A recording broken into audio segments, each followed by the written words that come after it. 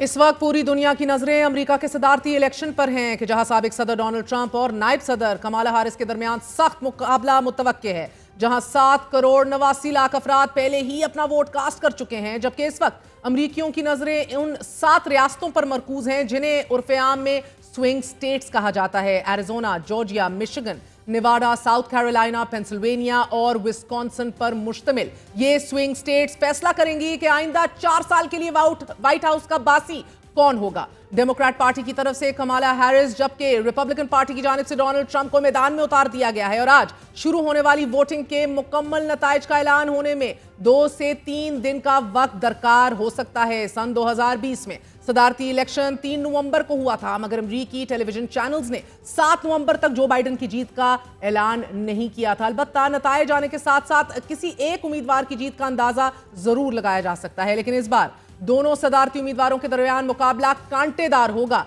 Elections forecast के हवाले से तकरीबन तमाम मारूफ इदारे कमला हैरिस की जीत की पेशनगोई कर रहे हैं और मारूफ इदारे नेट सिल्वर ने ताज़ा तरीन नताइज का ये ऐलान करते हुए बताया है कि कमला हैरिस को डोनाल्ड ट्रंप पर सिर्फ 0.03% की बरतरी हासिल है। कमला हैरिस के जीतने के चांसेस 50.015 हैं, जबकि ट्रंप के जीतने के चांसेस 49.985% बताए जा रहे हैं। इसी तरह सर्वे 538 की पेशनगोई के मुताबिक कमला हैरिस और ट्रंप के दरमियान फकत 1% का फर्क है और कमला हैरिस 50% के साथ आगे हैं। इसके अलावा इप्सॉस के मुताबिक कमला हैरिस को ट्रंप पर 2% की बरतरी हासिल है। हैरिस एक्स और फोर्ब्स पोल्स को देख लिया जाए, इनकी पेशनगोई के मुताबिक तो ट्रंप के जीतने के चांसेस 49% बताए जा रहे हैं, जबकि हैरिस को 48% वोटर्स की हमायत हासिल है। अगर स्विंग स्टेट्स में सर्वेज और पेशनगोइयों को देखा जाए तो नाजरीन कमला हैरिस को मिशिगन, विस्कॉन्सिन और पेंसिल्वेनिया, जबकि डोनाल्ड ट्रंप को नॉर्थ कैरोलिना, जॉर्जिया, एरिजोना और नेवाडा में बरतरी हासिल थी। मगर यहां दिलचस्प बात यह है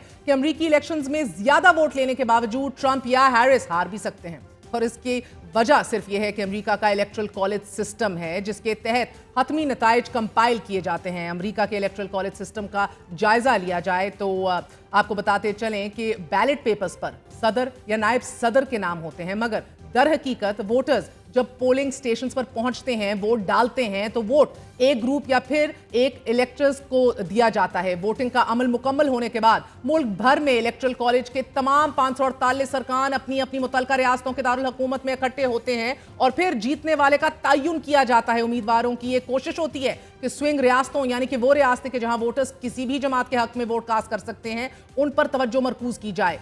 फिर इलेक्टर्स यानी कि सदर को मुंतखब करने वाले सियासतदान मकामी सतह पर पार्टी ओहदेदार या सरबरा होते हैं। सियासी जमात के वफादार इलेक्टर्स अवामी वोटों से जीतने वाले उम्मीदवारों की हमायत के पाबंद होते हैं। सदर मुंतखब होने के लिए हर इलेक्टर के लिए ये लाजमी है कि वो इलेक्टरल कॉलेज के 538 अरकान में से कम एटलीस्ट 270 वोट हासिल कर ले।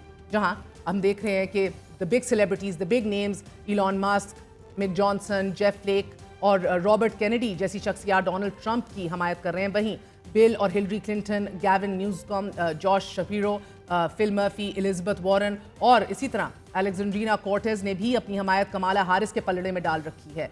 वहीं शायद अमेरिका में ये पहली बार 2/3 से जायद अमेरिकी वोटर्स का ये ख्याल है कि अमेरिका में democracy, the health of democracy, जमहूरियत खतरे में है। न्यूयॉर्क टाइम्स और सिएना कॉलेज के इश्तराक से होने वाले अवामी सर्वे में यह बात सामने आई है कि अमरीकी हुकूमतें आम लोगों की नुमाइंदगी करने में नाकाम हुई हैं और अवाम का दोनों जमातों पर एतमाद खत्म हो रहा है। सर्वे में इस सवाल का जवाब भी नहीं दिया गया कि इस सूरत हाल का जिम्मेदार कौन है, लेकिन गुज़िश्ता रोज तक जारी रहने वाली इलेक्शन कैंपेन के दौरान वाज़ेह तौर पर यह देखा जा सकता था कि डोनाल्ड ट्रंप अपनी तकरीर में अपने मुखालिफिन पर जबरदस्त हमले कर रहे थे और कमला हैरिस की तकरीर में का तमाम तर महवर जो है वो ट्रंप की कामयाबी अमेरिका को फैशिज्म की जानिब धकेल देने की बात कर रही थी। इसी हवाले से द गार्डियन ने अपने तज्जिए Trump actually a fascist and why does the answer matter इसमें लिखा है कि माहिरीन के मुताबिक अभी इस सवाल का जवाब देना थोड़ा मुश्किल है, लेकिन अगर डोनाल्ड ट्रंप की इलेक्शन कैंपेन को ही देख लिया जाए तो इसमें ऑटोक्रेटिक सिंपथीज और पॉलिटिकल क्वालिटीज की झलक मिलती है कि जो फैशिस्ट तहरीकों में भी नुमाया तौर पर देखी गई है। नाज़रीन, येल यूनिवर्सिटी के मारूफ professor of how fascism works and erasing history, how fascists rewrite the past to control the future के मुसन्निफ जो हैं जेसन स्टैनली, उन्होंने गार्डियन से बात करते हुए ये कहा है कि फस्तायत की इससे बेहतर मिसाल इस वक्त नहीं दी जा सकती। स्टैनली ने मजीद ये कहा है कि ट्रंप और जो लोग इसके पीछे हैं उन्होंने अमरीकियों को वाज़ेह पैगाम दे दिया है कि वो अपने सियासी मुखालिफिन पर ना सिर्फ भारी जुर्माने करेंगे बल्कि उन्हें जेलों में डालने के साथ साथ उन्हें मजबूर कर देंगे कि वो मुल्क छोड़ जाएं। ट्रंप ने यह भी वादा किया है कि वो अपने हमायतियों से पूरी अमरीकी सरकार को रिप्लेस कर देंगे। जेसन स्टैनली के अलावा व्हाइट हाउस में ट्रंप के चीफ ऑफ स्टाफ रहने वाले जॉन केली का यह भी मानना है कि उनका साबिक बॉस जो है वो फैशिज्म का अमली नमूना है। उनके अलावा अमेरिकन यूनिवर्सिटी में तैनात डॉक्टर ब्रायन ह्यूग्स ने यह कहा है कि फस्तायत एक प्रोसेस का नाम है कि जो तवील अरसे जारी रहता है और ट्रंप हिटलर और मुसोलिनी के नक्शे कदम पर चलते हुए वैसे ही कर रहे हैं कि जैसे उन दोनों ने ताकत और इक़्तिदार के हमले के हसूल के लिए किया था। गार्डियन में लिखे गए इस तवील मजमून में मुतअद्दिद मिसालों से यह बताया गया है कि डोनाल्ड ट्रंप अगर मुंतखब हो गए तो दुनिया हिटलर और मुसोलिनी को भूल जाएगी। डोनाल्ड ट्रंप के हवाले से यह राय बनने के पीछे बयानात की एक तवील फहरिस्त है कि जो डोनाल्ड ट्रंप के लंबे अरसे तक पीछा करती रहेगी। आलमी इदारे नेशनल पब्लिक रेडियो ने ऐसी 100 धमकियों की लिस्ट मुरत्तब की है कि डोनाल्ड ट्रंप ने 2022 से अब तक अपने सियासी मुखालिफिन, मीडिया, जजेस, सिविल एडमिनिस्ट्रेशन, आम शहरियों, इलेक्शन वर्कर्स समेत तकरीबन हर शोबे से ताल्लुक रखने वाले अमरीकी शहरियों को दी। नायब सदर कमाला हैरिस के बारे में डोनाल्ड ट्रंप ने कहा कि अगर वो जीत गए तो हैरिस के खिलाफ मुआखजा करेंगे और उन्हें प्रोसिक्यूट करेंगे।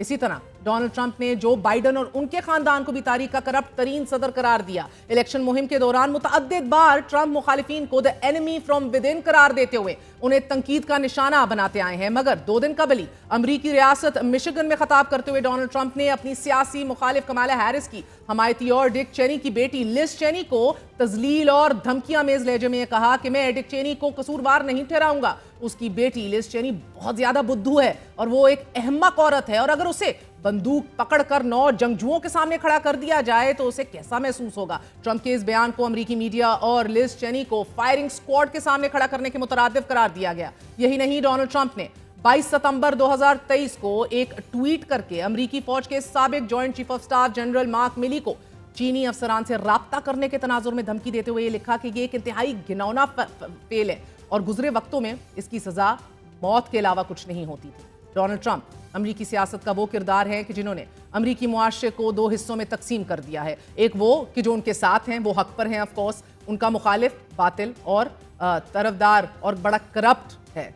सो it's very polarised society today, जहां दुनिया भर की नजरें अमरीकी इलेक्शंस पर आज मरकूज हैं। वहीं तकरीबन तमाम माहिरीन मुत्तफिक हैं कि ट्रंप के लिए इन वादों पर अमल करना भी इतना आसान नहीं होगा कि जितना वो समझ रहे हैं। हम कुछ आलमी तनाज़ात की मिसालें भी आपके सामने रखते हैं। इस वक्त दुनिया में 2 बड़ी जंगें लड़ी जा रही हैं। पहली रूस और यूक्रेन जंग और दूसरी इजराइल के हमसाये ममालिक के खिलाफ जारियत and the genocide which is going on there. और इन दोनों जंगों में अमरीकी रियासत का मौक़िफ़ वाज़ेह है।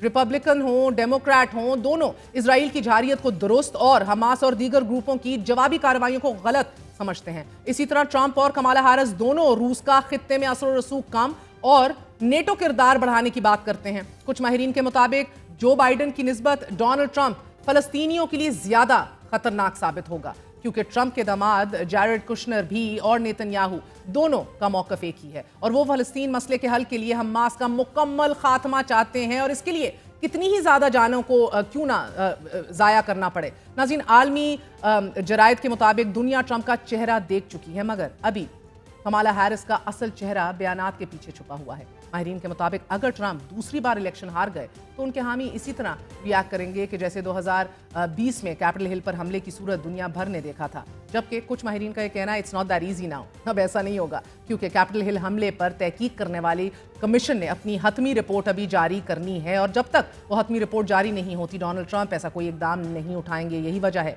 कि शायद अमरीकी तारीख में पहली बार व्हाइट हाउस के बाहर धाती चादरों से बनी हफाजती दीवार खड़ी कर दी गई है और अब अगले 2 से 3 दिन में यह वाज़ेह हो जाएगा कि कौन दुनिया का मकबूल तरीन शख्स होगा। That's it for tonight. Good night. Allah Hafiz.